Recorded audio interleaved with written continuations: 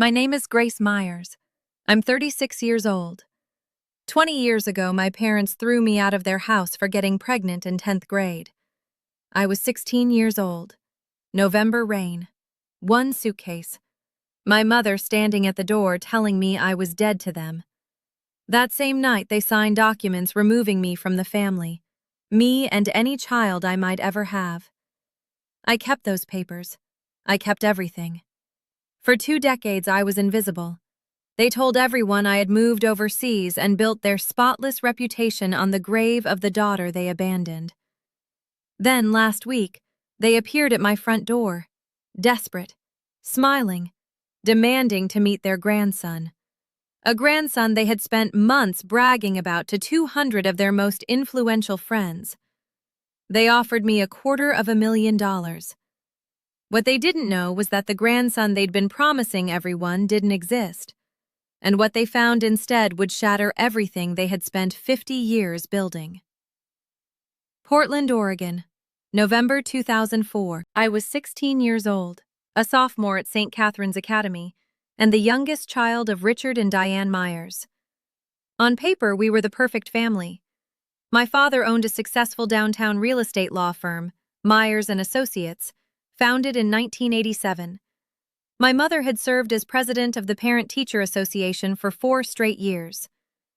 Every Sunday, we sat in the front pew at Grace Fellowship Church, dressed in matching outfits my mother selected every Saturday evening. But every family has a hierarchy, and I learned mine early. Nathan, my older brother, was 22 and in his 3rd year of dental school. He was the pride of the family, the son destined to carry on the Myers name. Carolyn, 20, was studying to become a teacher, the beautiful daughter who never challenged anything. And then there was me. I was what my mother once called the surprise. I was born when she was 34, 6 years after she believed she was finished having children. I don't think she ever forgave me for disrupting her plans. The signs were subtle, but they never stopped. Family photographs displayed prominently in the living room somehow never included my school pictures. Dinner conversations revolved around Nathan's clinical rotations or Carolyn's student teaching assignments. Whenever I mentioned making the honor roll, my father would nod and say, "That's nice, Grace," before turning his attention back to Nathan. I learned to make myself small, to avoid asking for too much, to avoid needing too much. My father had a saying he repeated at every family gathering: "Reputation takes 20 years to build and 5 minutes to destroy." At the time, I didn't realize how prophetic those words would become, or that I would be the 5 minutes he feared. I met Marcus Webb at the public library downtown. It sounds ordinary, but for me, the library was a sanctuary. It was a place where nobody compared me to my siblings or reminded me of expectations I could never satisfy. I went there 3 afternoons each week, supposedly to study, but really just to breathe. Marcus attended Jefferson High, the public school my parents would never have acknowledged. He was 17, worked part-time at his uncle's auto repair shop, and had the kindest eyes I had ever seen.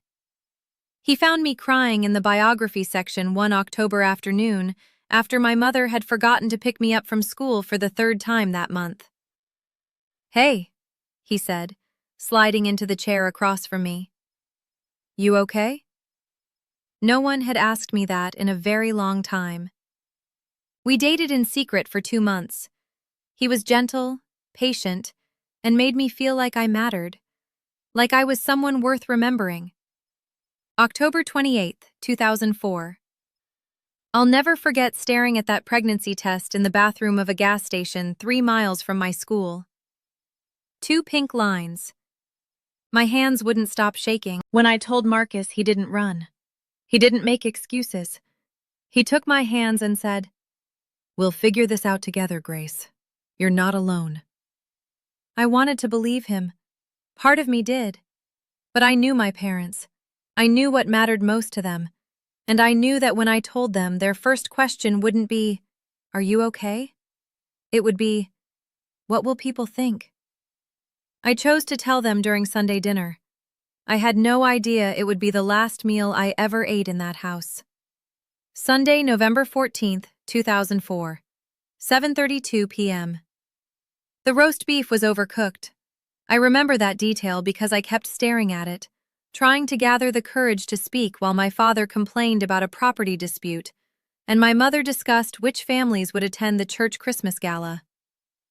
I have something to tell you. The table fell silent. 4 faces turned toward me. My parents, Nathan home for the weekend, Carolyn visiting from college. I was 8 weeks pregnant and I couldn't hide it any longer. I'm pregnant. My mother's fork hit her plate with a clatter. My father didn't move. Who is the father? His voice was cold. Is it someone from St. Catherine's? Someone we know? His name is Marcus Webb. He goes to Jefferson High. He works at the public school? My mother's face had turned pale. You've been seeing a boy from the public school? He's a good person, Mom, he does. He come from a good family. My father interrupted. What does his father do? He lives with his uncle. He works at an auto shop. The silence that followed lasted exactly 11 seconds. I counted. Then my father stood up. You will not keep it. Richard, my mother began. She will not destroy everything we've built.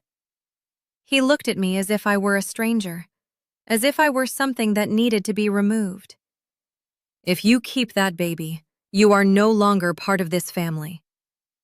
By 9:15 p.m., I was standing on the front porch with one suitcase, while rain soaked through my sweater. My mother had opened the door and pointed outside. Not my father, my mother. Nathan and Carolyn watched from the upstairs window. Neither of them came downstairs. I called Marcus from a payphone at the gas station on Malbury Street. My hands were shaking so badly I could barely dial the number. He answered on the second ring. Grace, what's wrong? They kicked me out. 20 minutes later, his uncle's truck pulled into the gas station. Marcus jumped out before it had fully stopped, wrapped me in his jacket, and held me while I cried against his chest. I've got you, he said. I've got you. We didn't have a plan. We had $300 between us, a truck with questionable brakes, and nowhere to go. That's when Margaret Torres saved my life. She was our neighbor, 3 houses down from the Myers home. 62 years old, a retired school teacher. The only person on our street who didn't treat my father like he owned the neighborhood.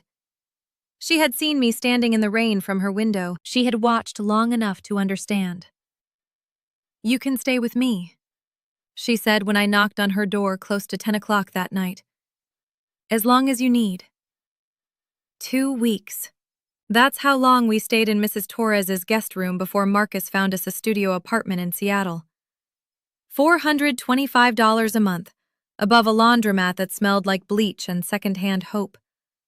My parents had their attorney draft papers the same night they threw me out. I know because my father mailed me a copy 3 days later. Certified mail.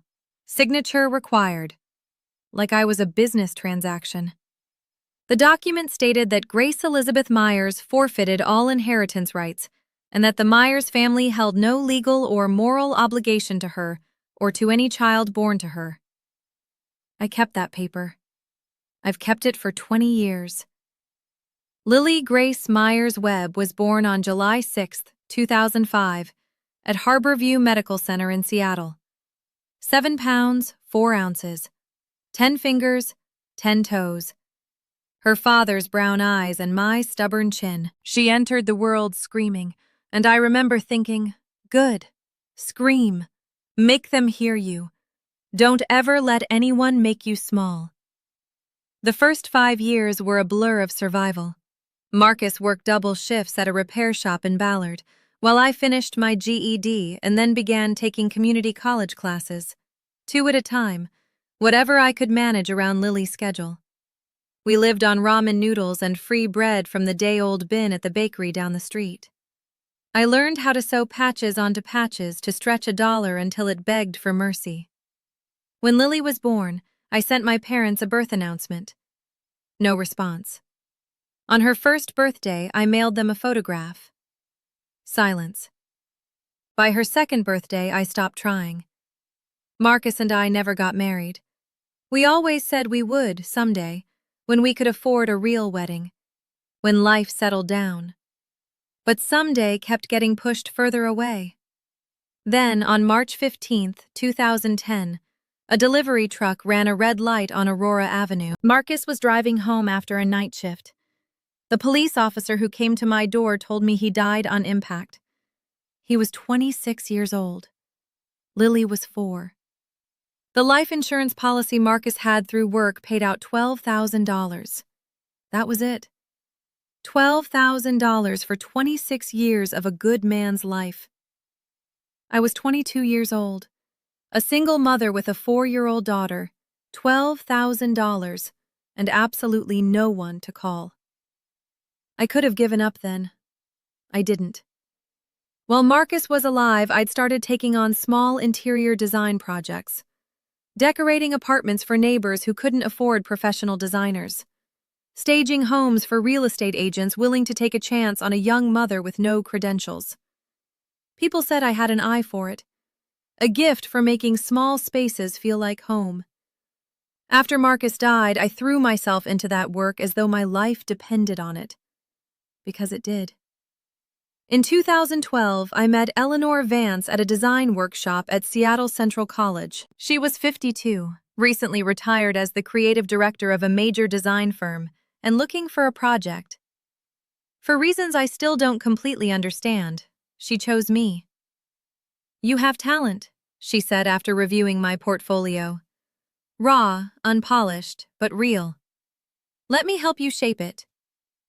In 2014, with Eleanor's mentorship and a $50,000 SBA loan that took me 3 attempts to secure, I founded Hearth Home Interiors.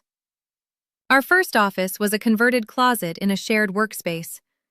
By 2018, we had 8 employees, revenue, $1.2 million. In 2022, Seattle Met magazine published a feature story about me. From teen mom to design CEO, Grace Myers' story. The journalist spent 3 days interviewing me about my journey, getting pregnant at 16, being cut off from my family, losing Marcus, building a business from nothing. I told her everything except my parents' names. Not to protect them, to protect Lily from anyone who might connect her to people who never wanted her to exist. In 2024, we had 22 employees. Revenue, $4.2 million. A corner office overlooking Capitol Hill. My daughter was 19 years old, a sophomore at the University of Washington majoring in psychology. She was brilliant, fierce, and everything I had hoped she would become. 20 years. No contact from the Myers family. Until last week. Tuesday, November 5th, 2024, 6:47 p.m. I had just returned home from a client meeting. A tech executive renovating her waterfront property on Mercer Island. A contract worth $800,000. My thoughts were still occupied with fabric samples and lighting plans. Then I turned onto my street and saw the car. A black Mercedes-Benz S-Class. Oregon plates. My heart stopped. I pulled into my driveway and sat there for a full minute, gripping the steering wheel, watching 2 figures standing at my front door. The man had gray hair now, stooped shoulders. The woman still carried herself with that same rigid posture. I remembered that constant vigilance against anything that might disrupt her carefully constructed world. Richard and Diane Myers, my parents. I hadn't seen them in 20 years. I considered driving away, going to a hotel, calling Lily, pretending this wasn't happening. But I was 36 years old. I owned a company. I had built a life without them. I would not run. I stepped out of the car and walked toward them. My father spoke first. "Grace, you look..." He paused, looking me over. My designer coat, my leather bag, my house. "Well." "What are you doing here?" My mother stepped forward. There were more lines on her face now.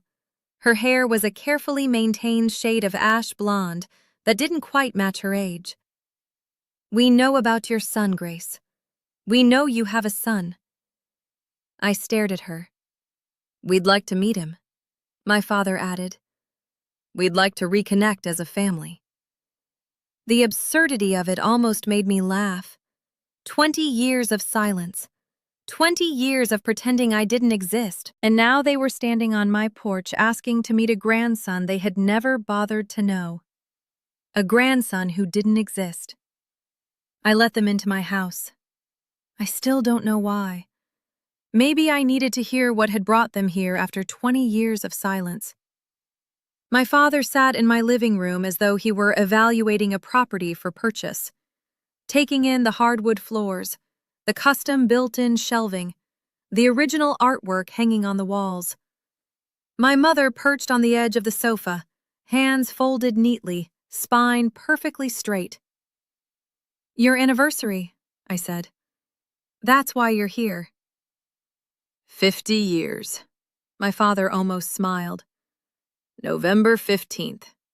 We're hosting a celebration at the Heathman Hotel. 200 guests. The mayor will be there, Pastor Harrison, the Rotary Club board." "What does that have to do with me?" My mother exchanged a glance with my father. "There have been questions, Grace, about you, about what happened 20 years ago." "People talk," my father added. "Some people remember that we had a third child. They've asked where you are." "What happened to you? We've always told people you moved away, went abroad. But lately, the questions have become more persistent." "So you need me to make an appearance.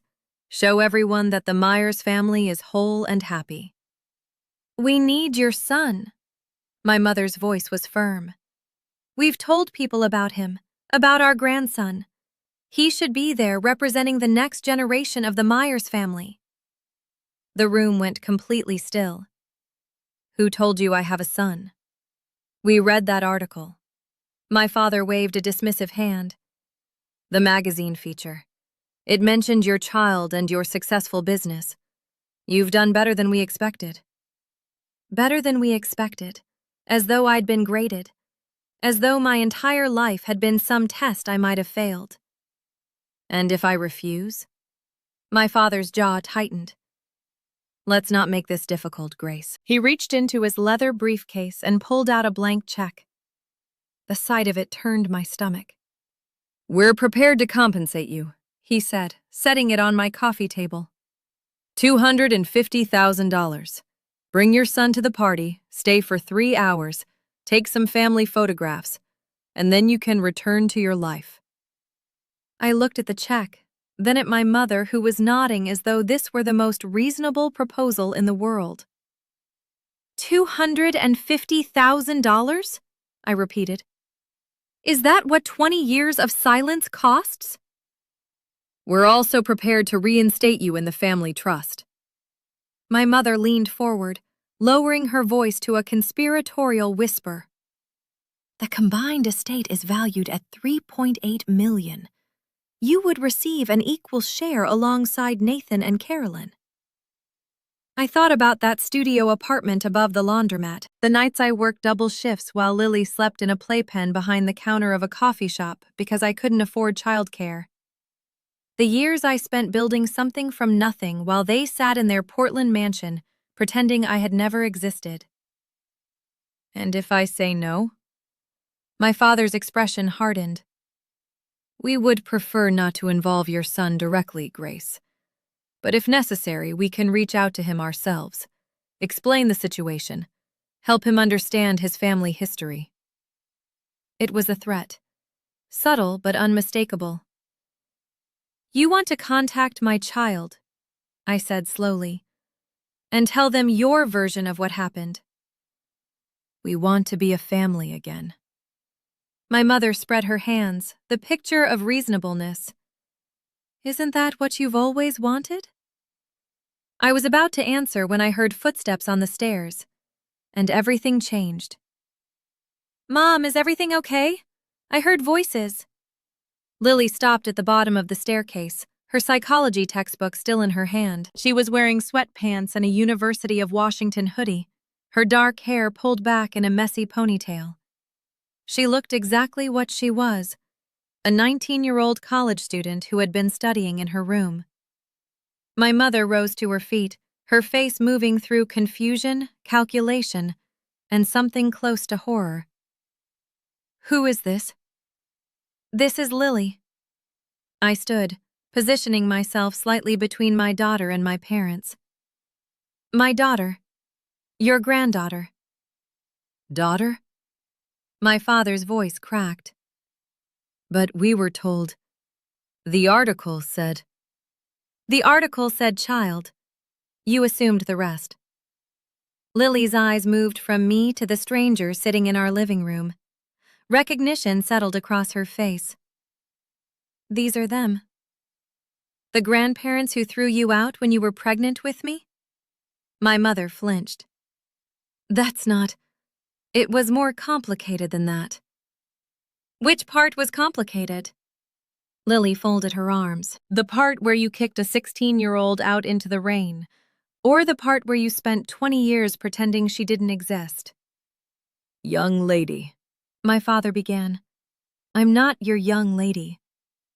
I'm the grandchild you never wanted to meet, the one you tried to make disappear." Lily's voice remained steady, but I could see her hands trembling. "I know everything. Mom never hid it from me.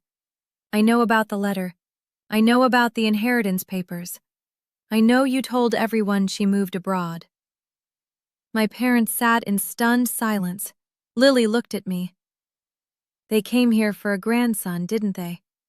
Someone they could show off." "Yes." She turned back to them with a cold smile. "Surprise." My father recovered more quickly than my mother. I watched him recalibrate, the lawyer in him assessing this new variable. "A granddaughter," he said carefully. That works. We can adjust the narrative. Lily can come to the party as..." "As what?"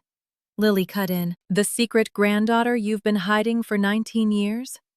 The daughter of the teen mom you threw away?" "We could say you were studying abroad." My mother's voice had become pleading. "Recently returned. A surprise reunion." "I was born in Seattle. I've never left the country. I'm a sophomore at UW." Lily laughed, but there was no humor in it. "Do you even hear yourselves? You want me to lie to 200 people about my entire existence?" "The party is November 15th. My father checked his watch as though time were the only factor that mattered. 10 days from now. We need an answer by the 10th. I stood. "I think you should leave." "Grace, I'll consider what you've said, but not tonight. Not with Lily here." My mother stood and gathered her handbag. At the door, she turned back. "This is an opportunity to heal, Grace. To put the past behind us. Don't let old wounds cost you your future." I watched them walk toward their Mercedes. I watched my father help my mother into the passenger seat, the same way he had done 1,000 times before. As though this were any ordinary evening. When the car disappeared around the corner, Lily spoke. "You're not actually considering this, are you?" I looked at my daughter. This fierce, brilliant young woman I had raised alone. The person Richard and Diane Myers had tried to erase before she was even born. "No," I said. "But I'm not done with him yet." Before we continue, let me ask you something. Have you ever stood where I stood that night? Facing people who abandoned you, only to return when they needed something from you? I'd love to know what you would have done in my position. Drop a comment below. And if you want to see how this all unfolds, hit that subscribe button, because what happened next? Even I didn't see it coming. That night, after Lily went to bed, I pulled a fireproof lockbox from the back of my closet. I hadn't opened it in years. Inside were the documents of my erasure. The notarized letter of disinheritance dated November 14th, 2004, signed by Richard Allen Myers and Diane Elizabeth Myers, witnessed by a notary named Harold Brennan. I remembered the day my father mailed it to me, certified mail, signature required, as though he wanted to make certain I understood exactly how thorough he had been. The document was 3 pages long, legal language crafted to be airtight, ensuring that Grace Elizabeth Myers hereby forfeits all claims to the Myers family estate and that the family bears no legal or moral obligation to the aforementioned party or any dependents thereof. Any dependents thereof. Lily reduced to 3 words in a legal document, erased before she ever took her first breath. I photographed every page with my phone, uploaded them to cloud storage, made backup copies. "Mom?" I looked up. Lily was standing in the doorway, her arms wrapped around herself. I couldn't sleep either. She sat beside me on the bed, looking at the document spread across the comforter. "Is that the letter?" "Yes." She picked up the first page and read it slowly. When she finished, her eyes shone with tears she refused to let fall.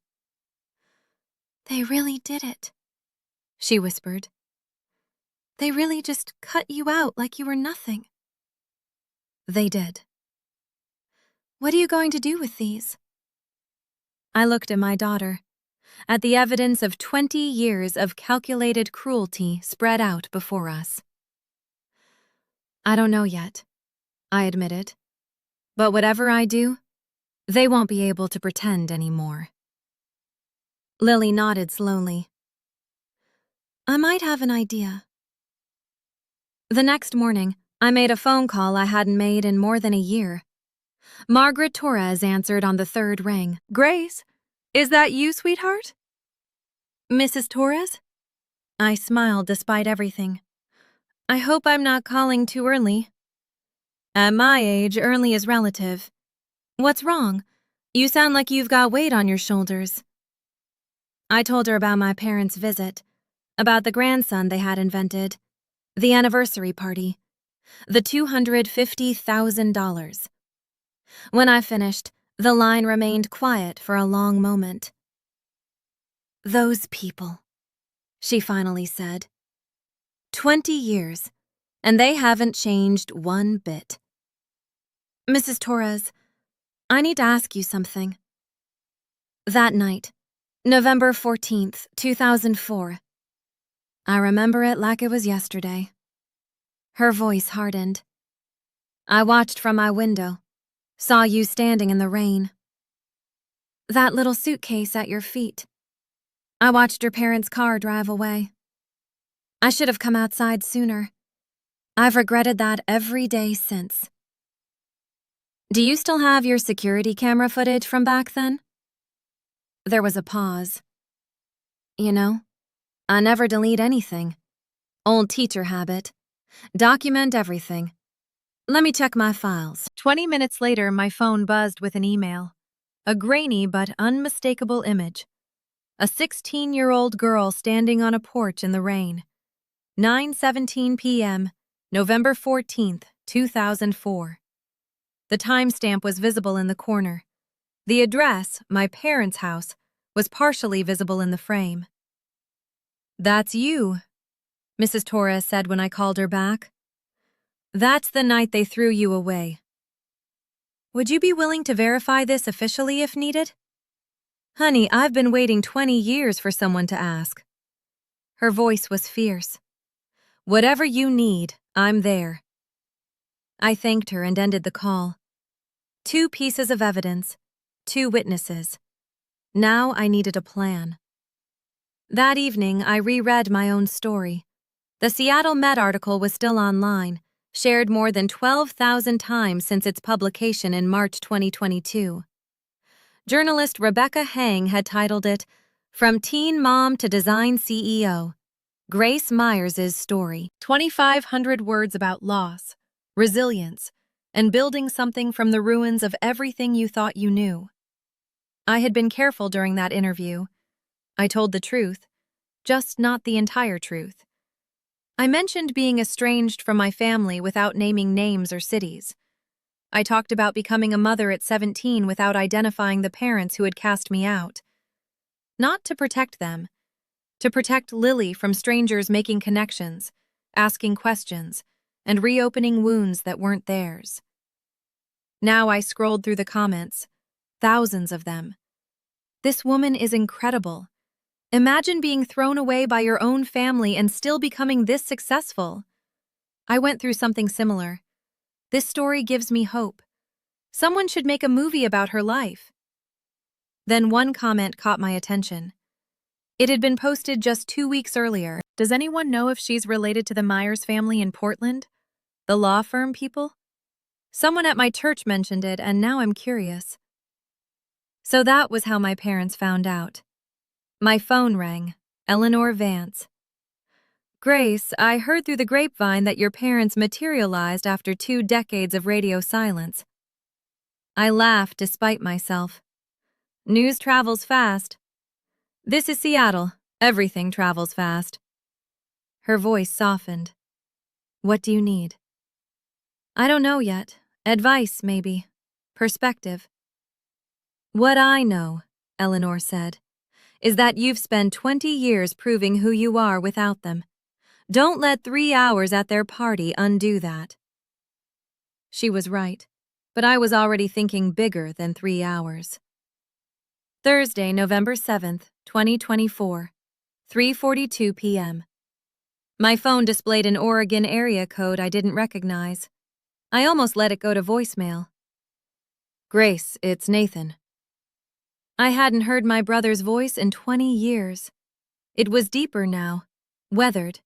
The voice of a man in his 40s, instead of the 22-year-old who had watched from an upstairs window while I stood in the rain. Nathan. I know I have no right to call. I know you have no reason to talk to me. He exhaled shakily. But I need you to know some things before whatever happens next. Then talk.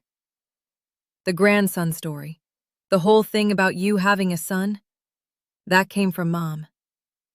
She read the Seattle Met article 2 years ago, but she didn't read it carefully. She just saw child and successful business and built this entire narrative about you having a boy who was some kind of entrepreneur. She invented a grandson. She told her church friends, her Rotary friends, built an entire story around this brilliant young man carrying on the Myers legacy. Nathan's voice cracked. Dad went along with it.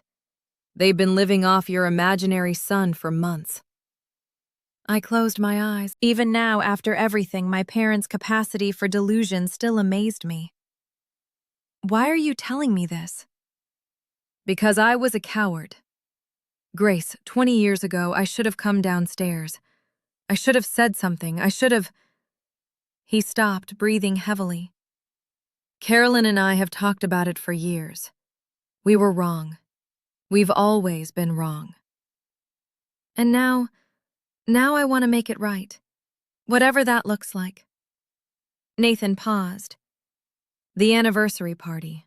Carolyn and I will be there. If you decide to come, you won't be alone.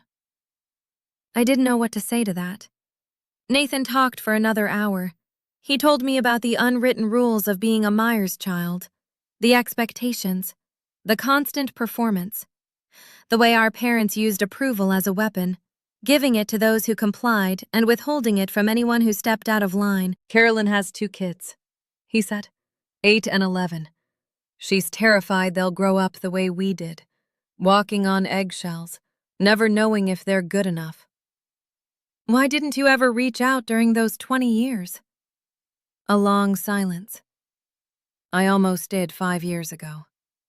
I had your number, found it through the business website. I dialed it at least a dozen times. His voice grew quieter. And every time I hung up before it connected, because I knew that if I talked to you, I'd have to admit what I let happen. And I wasn't ready. What changed? Seeing them show up at your door demanding a grandson who doesn't exist. Watching them try to buy you like you're a prop for their anniversary photos. Nathan exhaled slowly. It made me realize that if I don't say something now, I never will. And I'll spend the rest of my life knowing I failed you twice. I thought about the brother I remembered. The one who played board games with me when our parents were at charity galas. The one who taught me how to ride a bike in the backyard. There's something else you should know, Nathan added. The anniversary party. There's going to be a family segment that gets live-streamed on the church Facebook page. Pastor Harrison's idea. A display of family unity for the congregation. A live stream. 200 witnesses in the room. And who knew how many more watching online? Thank you for telling me, Nathan. What are you going to do? I'm not sure yet, but I'm starting to see it clearly. Friday, November 8, 2024, 10:14 a.m. My father called directly this time. No greeting, no preamble. Grace, we're running out of time. The party is in 1 week. $250,000. Full reinstatement in the family trust. Final offer. I've been talking to Nathan. Silence. He told me about the grandson story you've been telling people. The one you created from an article you couldn't be bothered to read carefully. That's not. We may have embellished slightly. You invented an entire person. You've been telling your friends about your successful grandson for months. A grandson who doesn't exist. Grace. My father's voice hardened. I don't appreciate your tone. After everything we're offering? What exactly are you offering? Money to make me perform for your friends? A place in a trust you use to erase me? I kept my voice calm and steady. You're not offering me anything. You're trying to buy your way out of a lie you created. You have no right to judge us. Now he was angry. You're the one who destroyed this family. You're the one who brought shame. I was 16 years old. I was pregnant and terrified, and I needed my parents. My grip tightened around the phone. And you threw me out like garbage and spent 20 years pretending I was dead. If you don't come to this party, Grace, you will never have another opportunity to be part of this family. You said that 20 years ago. And you know what? I built a better life without you than I ever would have had with you. We'll see about that. He hung up. I sat in my office, heart pounding, thoughts racing. 1 week, 200 guests, 1 live stream. It was time to stop letting them control the narrative. That evening, I sat at my dining table with Lily and Eleanor. They want a performance, Eleanor said, swirling her wine. They want you to show up, smile for the cameras, and validate 20 years of lies.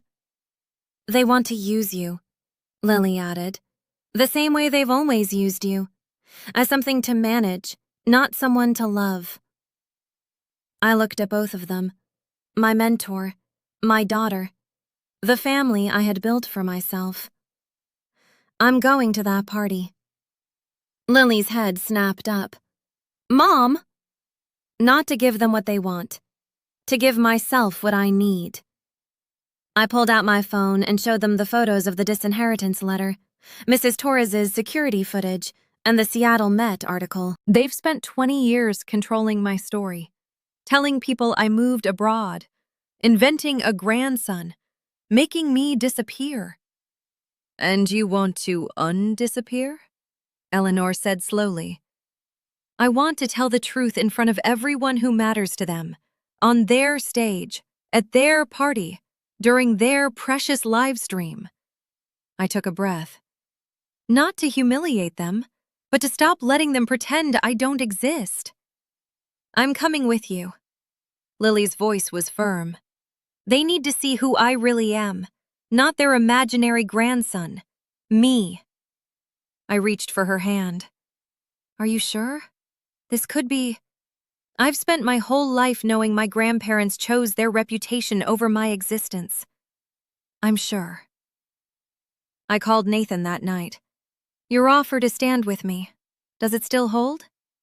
Carolyn and I talked. We're ready. Then I need you to do something. Don't warn Mom and Dad. Don't tell them I'm coming. Can you do that? Yes. Good. I looked out across the Seattle skyline, at the life I had built from nothing. Because in 1 week, we're going to show them what family actually means. Saturday, November 15th, 2024, 6:47 p.m. The Crystal Ballroom at the Heathman Hotel was exactly what my parents would have chosen. Crystal chandeliers hanging overhead, white tablecloths pressed to perfection, floral arrangements that probably cost more than my first month's rent in Seattle. 200 guests in formal attire, holding champagne flutes and making polite conversation about golf handicaps and investment portfolios.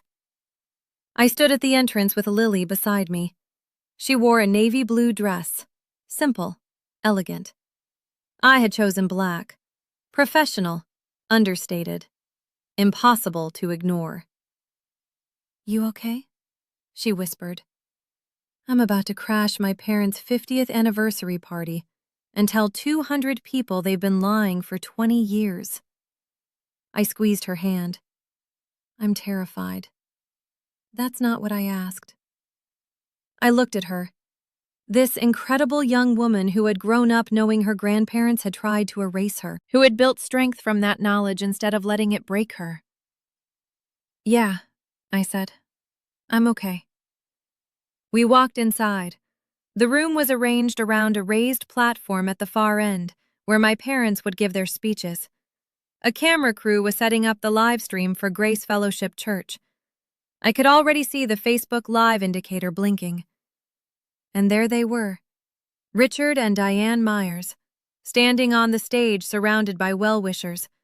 My mother in champagne-colored silk, my father in a tailored navy suit, both glowing with the confidence of people who believed they had won.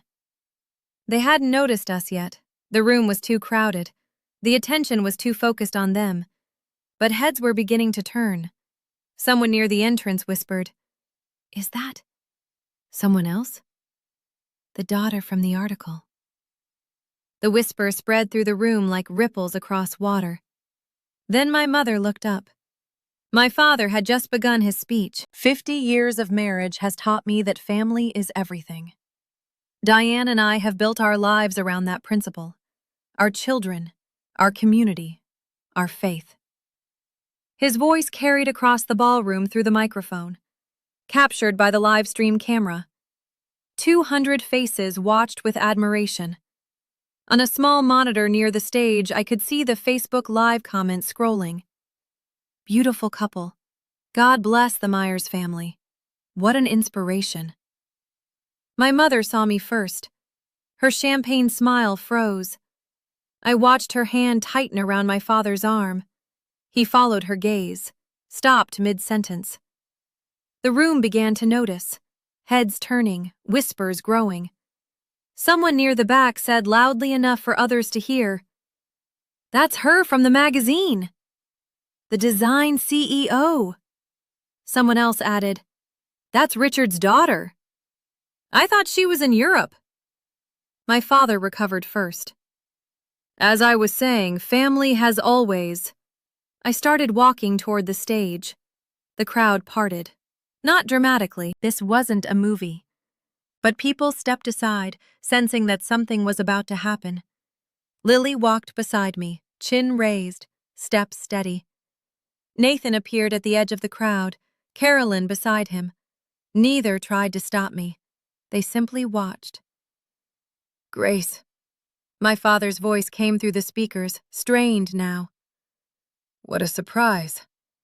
We weren't expecting." I climbed the 3 steps to the platform. The live stream camera followed my movement. I could feel 200 pairs of eyes on me, and however many more were watching online. "Hello, Dad." Before he could react, I took the microphone from his hand. "Hello, everyone. My name is Grace Myers. For those of you who don't know me, and many of you don't, I'm Richard and Diane's youngest daughter. I paused. The one they told you went to Europe 20 years ago. The silence that settled over the ballroom was absolute. I didn't go to Europe, I continued. On November 14th, 2004, 20 years ago tomorrow, my parents discovered I was pregnant at 16. That same night, they threw me out of their house. They had their lawyer draft papers disowning me. They told me I was dead to them. Someone gasped. The live stream comments were exploding. I could see them scrolling faster than anyone could read. They told everyone I had gone abroad. For 20 years, they pretended I didn't exist. I reached into my bag and pulled out the notarized letter. This is the document my father mailed to me 3 days after throwing me out. It states that I forfeit all inheritance rights and that the Myers family has no obligation to me or, and I quote, any dependents thereof. I held it up to the camera, close enough for people to read. Those dependents? That's my daughter, Lily. I gestured toward where she stood at the edge of the stage. Your granddaughter, whom you've never met, the grandson you've been telling your friends about for months, doesn't exist. You invented him based on a magazine article you didn't read carefully. My father reached for the microphone. Grace, this isn't the place. When is the place, Dad? I kept the microphone out of his reach. When is the right time to tell the truth? You came to my house last week offering me $250,000 to parade a fictional grandson at this party. $250,000 to make your lie look real. I turned to the crowd, to the camera, to the 200 witnesses in the ballroom and the thousands watching online. I didn't come here for money. I came here because I'm done being erased. Pastor Harrison stepped forward. Richard, is this true? My father couldn't answer. My mother began to cry. I had only seen Diane Myers cry once during my entire childhood. At her own mother's funeral. Now tears streamed down her face, ruining the carefully applied makeup she had spent hours perfecting. Richard. Pastor Harrison's voice was firm. I asked you a question. Is what your daughter is saying true? The room held its breath. My father looked out at the crowd, the mayor, the Rotary Club board members, the church elders who had respected him for decades. I watched him calculate, search for an angle, try to find words that could turn this into something acceptable. He couldn't. It was a difficult time, he finally said. We made decisions that... You threw me out because I was pregnant. My voice remained calm. Because your reputation mattered more than your child. Nathan stepped onto the stage, then Carolyn. They stood beside me, not touching, just present. She's telling the truth, Nathan said, his voice carrying across the room. Carolyn and I were there that night. We watched from the window while our parents put our 16-year-old sister out into the rain. We never said anything. That was our failure. The whispers became a roar. I could see people pulling out phones, texting, recording. The mayor, Harold Simmons, was already making his way toward the exit. Mrs. Torres, I said, pointing toward a gray-haired woman seated in the back row who had flown in from Portland that morning. Our neighbor from 20 years ago. She saw everything. She has photographs, timestamps. Margaret Torres stood, her chin lifted. I watched that child stand in the rain for 10 minutes before she walked away. I gave her a place to sleep. The Myers family never once asked where she went. The live stream comments exploded. This is insane. Those poor girls. Someone call the news. Can you imagine standing where my parents stood in that moment? Everything they had built, 50 years of reputation, the respect of their community, the image they had polished so carefully, crumbling in 3 minutes of truth. Hit that like button if you think they deserved it. And keep watching because what happened next surprised even me. I handed the microphone back to my father. He took it automatically, like a man in shock. "I didn't come here to destroy you," I said quietly, low enough that only those on the stage could hear. "I came here to stop being invisible." Then I turned back toward the crowd and raised my voice. "I'm not asking for your pity. I don't need it. 20 years ago, I was thrown out with nothing. Today, I own a design company in Seattle with 22 employees and more than $4 million in annual revenue. My daughter is a sophomore at the University of Washington. We built our lives without the Myers family's help." I looked directly into the camera. "I'm not here for revenge. I'm here because my parents tried to buy my silence last week. $250,000 to pretend their lies were true. I'm here because they deserve to face the consequences of what they did. Not in private. In front of the community they value more than their own children." Lily stepped onto the stage and took my hand. "I'm Lily," she said into the microphone. "The granddaughter they never wanted. I'm 19 years old. I've known my entire life that my grandparents chose their reputation over my mother. And by extension, over me." She looked directly at Richard and Diane. "You could have known me. You could have watched me grow up. You could have been at my birthday parties, my school plays, my high school graduation." Her voice cracked. "You chose not to. And now, you don't get to pretend that was ever our fault." Lily handed the microphone back and walked off the stage. I followed her. Behind us, the crystal ballroom erupted into chaos. At the ballroom doors, I turned back one final time. "One more thing." My voice cut through the noise. "I'm not going to sue you. I'm not going to contest the will or demand money. The disinheritance papers you signed 20 years ago, I'm keeping them as a reminder of who you really are. Not as a weapon." Richard looked up, confusion crossing his face. He had expected a battle, a lawsuit, demands. "But understand this. If you ever spread lies about me or my daughter again, if you ever try to contact Lily without her consent, or invent some new story about us for your friends, I will make every document I have public. I have the disinheritance letter. I have time-stamped photographs. I have witnesses." I nodded toward Mrs. Torres. "And now I have 200 witnesses to this conversation." Eleanor Vance appeared at my side. "Ready?" "Yes." As we walked through the doors, I heard Pastor Harrison's voice behind us. "Richard, Diane, I think we need to talk privately tonight."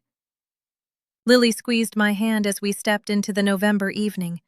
The air was cold and clean, and for the first time in 20 years, I felt like I could breathe.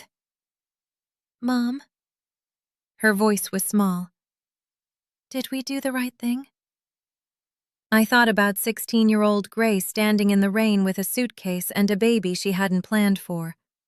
I thought about all the years of building, surviving, fighting to become someone worth being.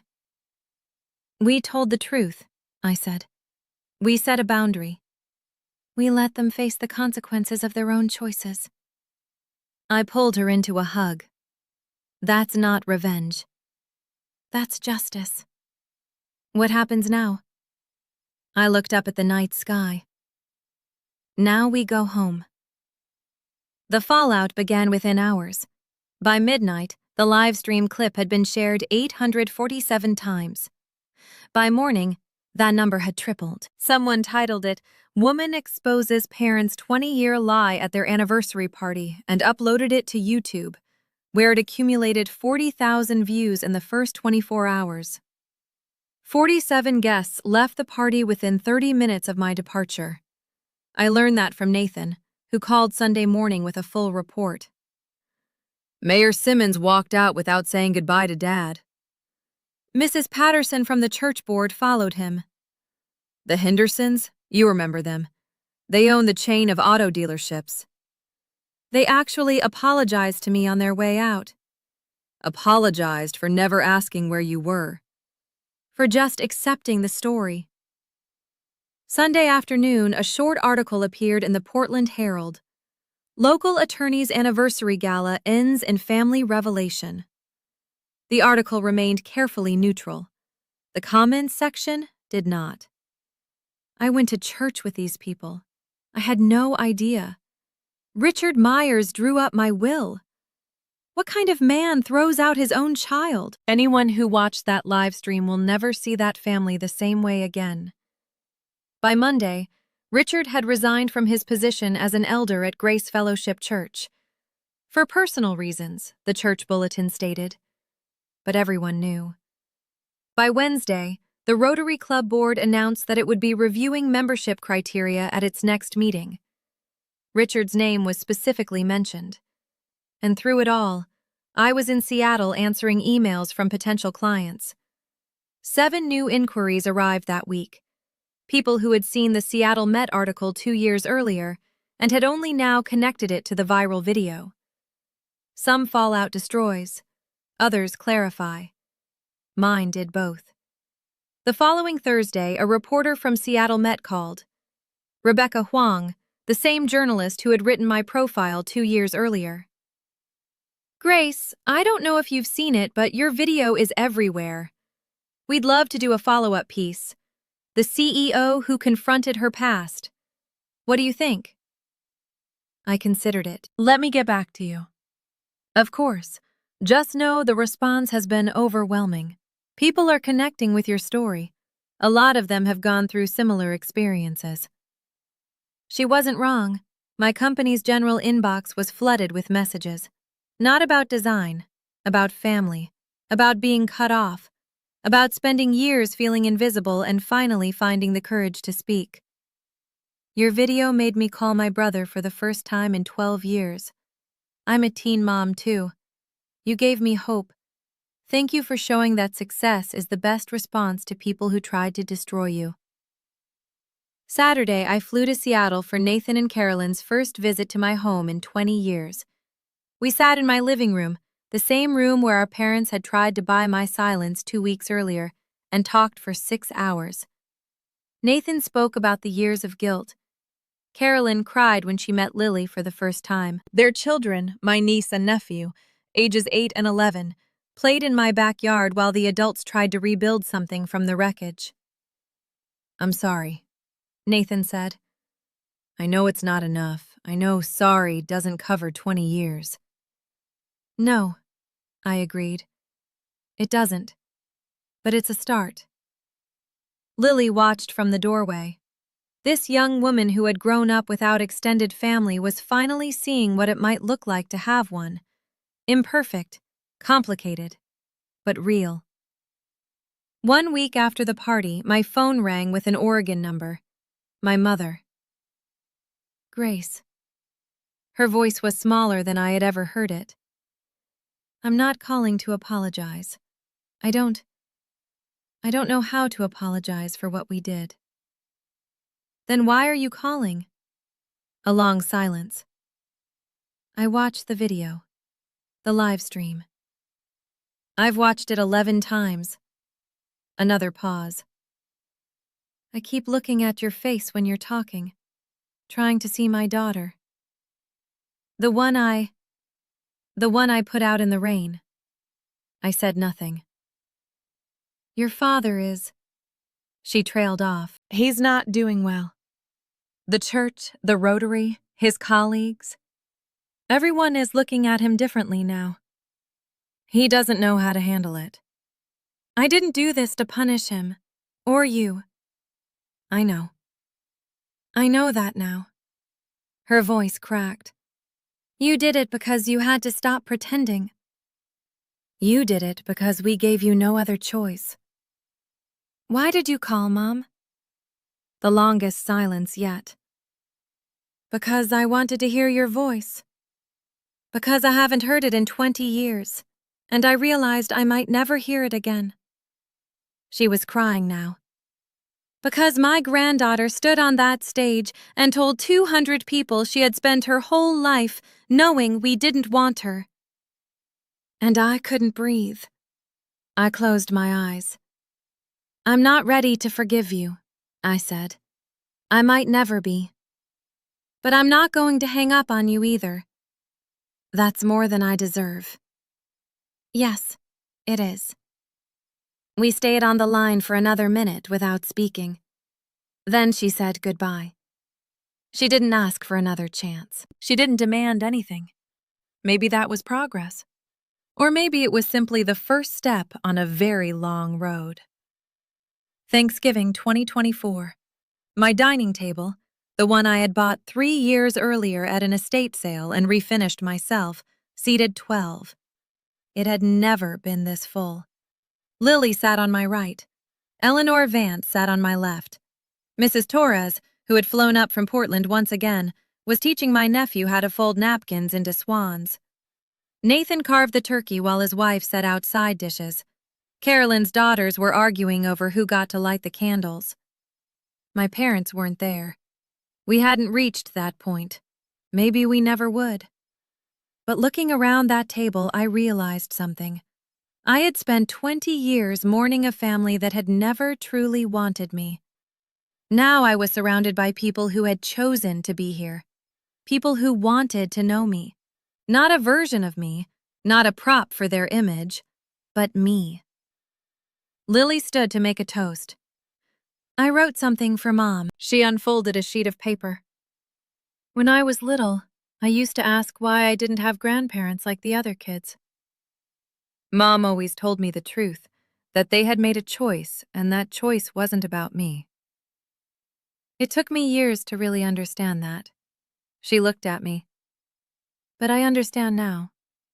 And I know that everything I have, everything I am, is because you never let their choice define us.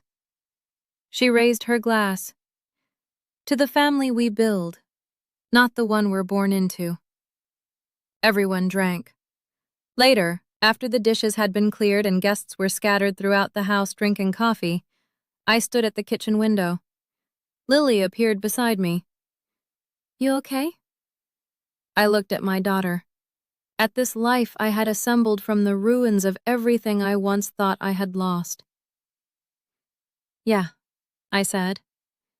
I really am. If you're still listening, let me leave you with this. 20 years ago, I was a frightened 16-year-old standing in the rain, watching my parents' taillights disappear down the street. I thought my life was over. I thought I had nothing left. I was wrong. I had Marcus, for as long as I was allowed to have him. I had Mrs. Torres, who opened her door when she didn't have to. I had Eleanor, who saw potential in a young mother with nothing but determination. I had Lily, who grew up knowing the truth and chose to become fierce instead of bitter. And eventually, I had myself. The version of me who stopped asking for permission to exist. If you're in a situation where your family makes you feel like you need to shrink yourself to be acceptable, like your worth depends on their approval, I understand. I've been there. But here's what I know now. You do not need their validation to know your value. Setting boundaries isn't revenge, it's survival. And sometimes, the family you build is stronger than the one you were born into. My parents still haven't apologized. Not really. Richard has barely spoken since the party. Diane calls occasionally, and I answer when I can. Nathan and Carolyn are trying. We're all trying. But I'm not waiting for them to change. I'm living my life. The one I built. The one I earned. The one that belongs entirely to me. That's not a happy ending. It's a real one. And real endings don't need applause. They just need truth. Thank you for listening to my story. If it meant something to you, if it helped you feel a little less alone, please share it, like, subscribe, and check the description for more stories like this one. Because everyone deserves to be seen.